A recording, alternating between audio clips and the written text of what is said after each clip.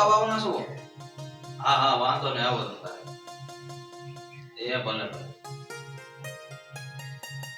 બેટા માધવ મિત્તલ અહીં આવો તો બે.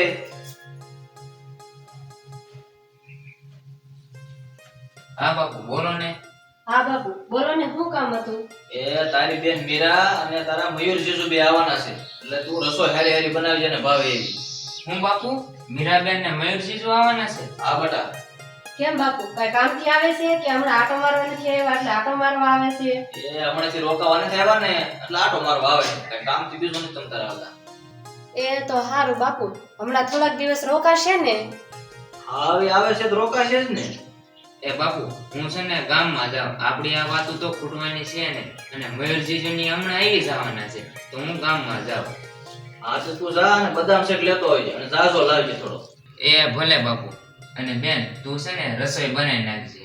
હા ભાઈ, તું આવીશ ને તો હું બધી રસોઈ બનાવી નાખીશ. બેન શાક છે ને એ બટેટાનું બનાવ્યું, કારણ કે મયુરજી ને બહુ ભાવે. એ હા. એ તું જા, વાતું નહીં ખૂટે, જા બાપા જા તું. એ હા હું જાઉં છું. હા.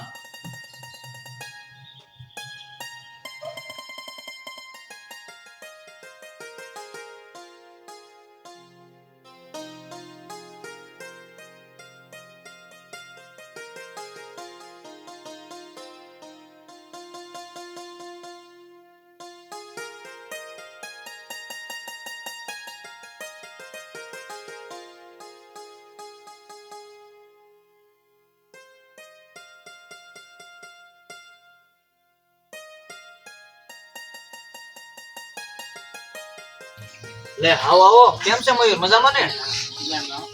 તને કેમ છે બટા, હારું? હારું હો બાપુ, તમારી તબિયત કેમ છે? અરે બટા મારી તબિયત એકદમ મજામાં, મને કાંઈ વાંધો નથી. તો વાંધો નહીં, પણ આ ભાઈ અને બેન કેમ કે દેખાતા નથી? કેમ કે બહાર ગયા છે? તમે આવવાના હોની કોઈ દિવસ બહાર જાય? ક્યાં ગયા બધે દેખાતા નથી? મિત્ર રાંધે છે ને માધવ પૂછ્યો છે ગામમાં બધું હટાણું કરવા, તમે આવવાના હતા ને એટલે. તો હારું બાપુ, તમે બેહો, હું બેન આગળ જાવ અને એને કાક મદદ કરાવું રાંધવામાં. એ હા જા બટા. તો હું હાલે છે બીજું મયુર? ઓ વાંધો નહીં, હીરામ જાવ છો કે નહીં?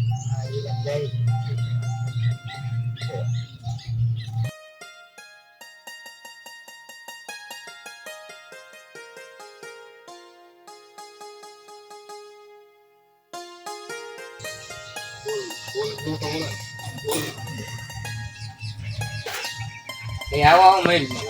હા હા બધું કેમ છે? મજામાં હો. તારા જેવા હાળા હોય એ જીજુને કાંઈ ઘટે.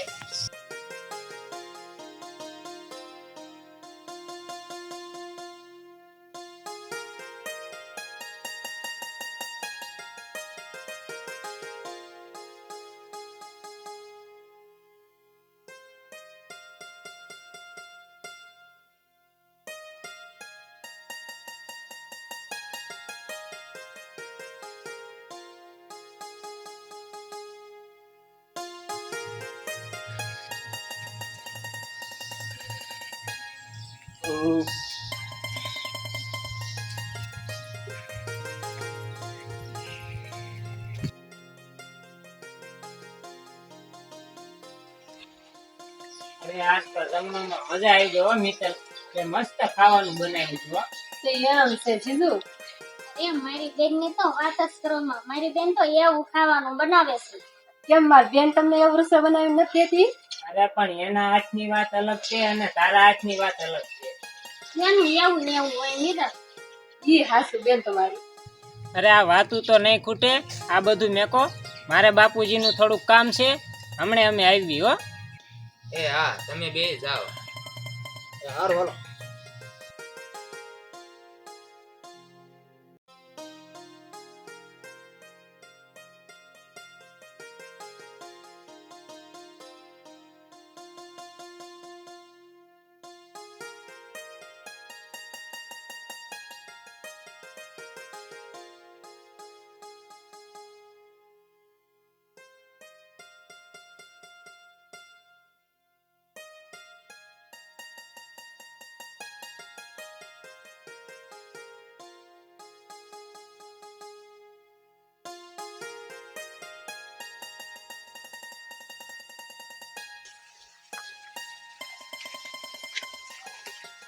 બોલો મયુર, શું કામ હતું?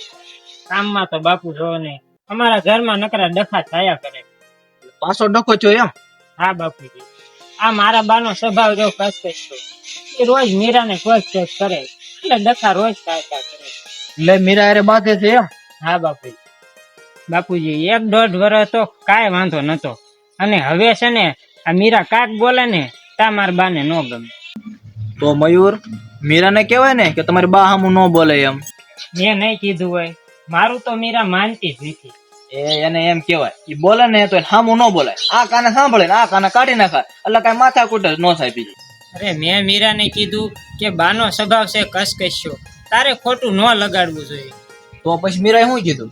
અરે મીરાએ એમ કીધું કે મારે એની હારે એક દિવસ પણ નહીં પડે, મારે થઈ જવું છે નોખું. તો મયુર, મીરાની વાત એકદમ હાચી છે. તો હું મારા બાચી નોખું થઈ જવું? અરે મયુર, દીકરા 1 હોય કે 5, દીકરા નોખા જ હોય, એમાં કઈ ખોટું ન હોય.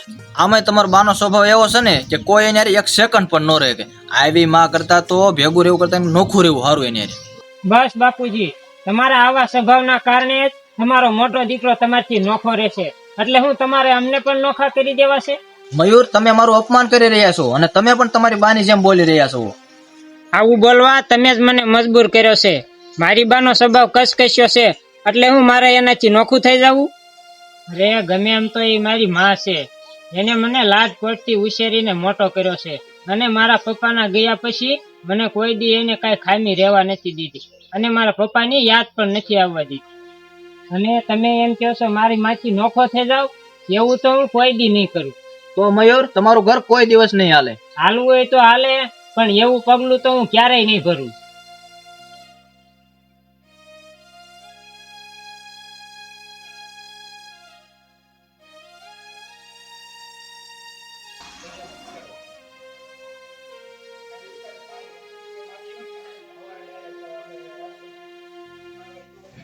હે ભાઈ માધવ, તે હમણાં કઈ સાંભળ્યું મીરાબેન નું અને મયુર જીજુનું? હા બેન, હું મયુરજી જો હમણાં બહાર ગયા ને ત્યારે એને મને બધી વાત કહી.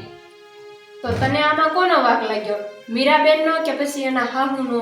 જો મિત્તલબેન, હું માનું છું કે મીરાબેનના હાહુનો સ્વભાવ કસકસ્યો છે, પણ એ એટલા તો ખરાબ નથી કે મીરાબેનને ત્રાસ આપે. હા, પણ બેન એમ કે છે કે આપણે નોખું થઈ જવું છે, તો આ વાત બેન ની હાવ ખોટી ન કહેવાય? હા, હું પણ એમ જ કહું છું, એને નોખું થઈને ક્યાં જવું છે? હા, પણ મયુર જીજુ એકલા છે તો એના બાને થોડા એકલા મુકાય? હા બેન, મને પણ આમાં એવું જ લાગે છે કે બધોય વાંક મીરાબેનનો છે. હા હો, મને પણ એવું જ લાગે છે. અને ભાઈ, આ મીરાબેન નો ખર્ચો જોયો છે? આ મયુર જીજુ એકલા જ ઉપાડી શકે એમ છે, બીજા કોઈનું કામ નથી. હા બેન, મીરાબેનનો સ્વભાવ એવો જ છે.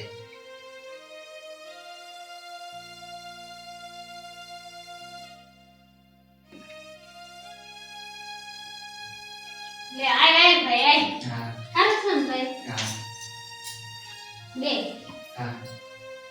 હે બેન, મયુરજીજુ અને તારા હાહુ ક્યાં ગયા છે? ક્યાંય દેખાતા નથી. એ ભાઈ ઈ બે બહાર ગયા છે એટલે તો મેં તને અહીંયા બોલાવ્યો છે. કેમ બેન, શું કામ હતું? બોલ ને. એ ભાઈ, હવે તું આનું કાક કરીને મારથી હવે સહન નથી થતું હો. હે બેન, તું ભાન તો નથી ભૂલી ગઈ ને? તું મારા જીજુને એવું કહેશો કે નોખા થઈ જવું છે? પણ ભાઈ, એમાં હું વાંધો? છોકરા તો બધા એના નોખા જ હોય. જો બેન, તું મારી એક વાત સાંભળી લે.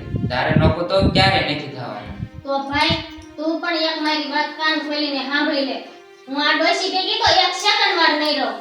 એ હારું, તારે જે કરવું હોય ને એ કર. હું તો આ હાલ્યો. સારું ભાઈ, જા આવજે. એ હા.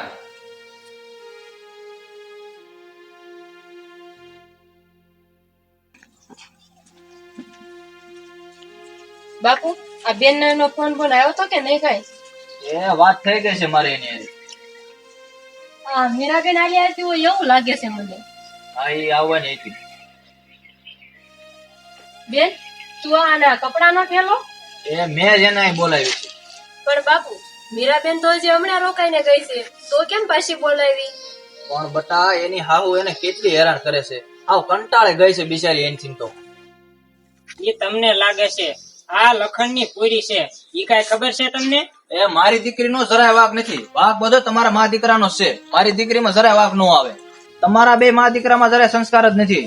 અરે અમારામાં સંસ્કાર ન હોય ને બાપુજી, તો તમારે અમારી હારે સંબંધ જ ન રખાય. તો કાંઈ વાંધો નહીં, તો અહીં મળે ઉભા છો અને આજ પછી અમારા ઘરે આવતા પણ નહીં. નીકળો હાલો અહીંથી.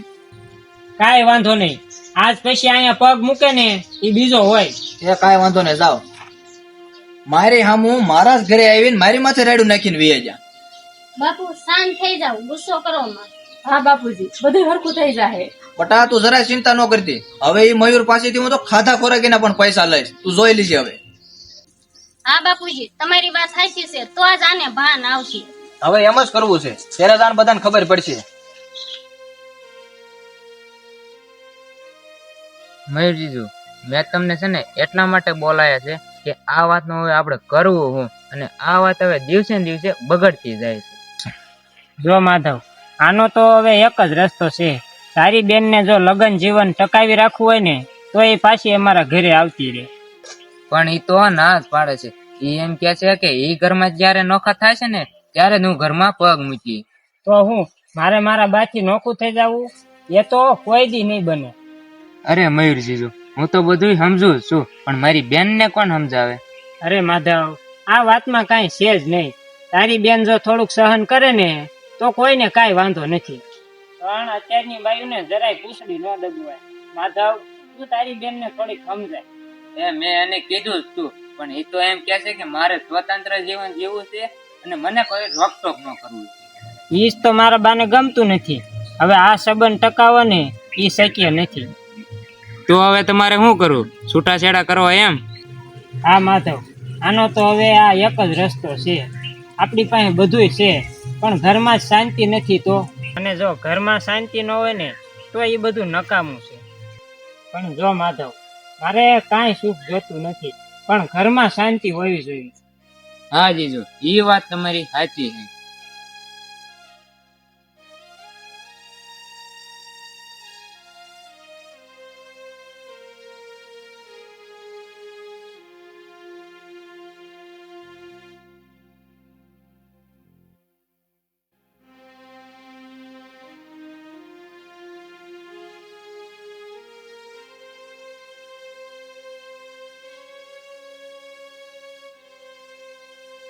હું વકીલ છું અને મયુરભાઈએ મને અહીંયા મોકલ્યો છે અને આ કાગળિયા છૂટાછેડાના છે.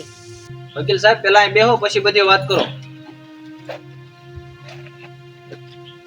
તો મયુરભાઈએ તો આ છૂટાછેડાના કાગળિયામાં સહી કરી નાખી છે.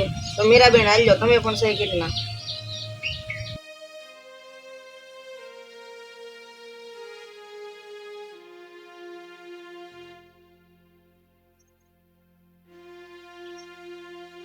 તો વકીલ સાહેબ, પેન લાવો.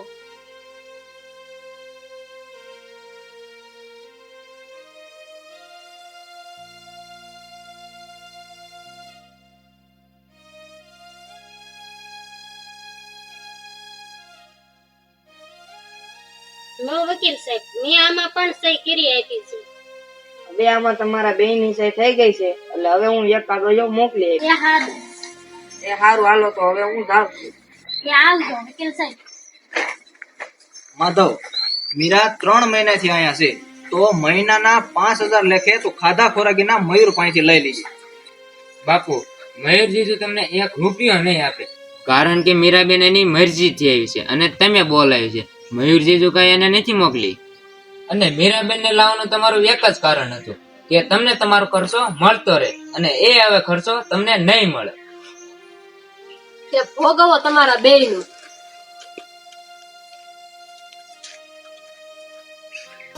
તો મિત્રો, તમને અમારા આ વિડીયો ઉપરથી એ શીખ મળે છે કે કોઈ પણ મા બાપે દીકરીને હારે મોકલ્યા પછી એના ઘરમાં જઈ કાંઈ દખલગીરી કરવી નહીં. અને હા, લગ્ન પછી એક દીકરીએ એના સાસરું પોતાનું ઘર સમજીને જિંદગી વિતાવવી પડે. કોઈના કહેવાયથી પોતાનું ઘર ભાંગે એવું ક્યારેય પગલું ભરવું નહીં. તો મિત્રો, તમને અમારો વિડીયો ગમ્યો હોય તો અમારા વિડીયોને લાઈક કરો, શેર કરો, કોમેન્ટ કરો, અને હા, હજુ સુધી અમારી ચેનલને સબસ્ક્રાઇબ ન કરી હોય તો સબસ્ક્રાઇબ કરી. ઘંટડી દબાવવાનું ભૂલતા નહીં. જય માતાજી.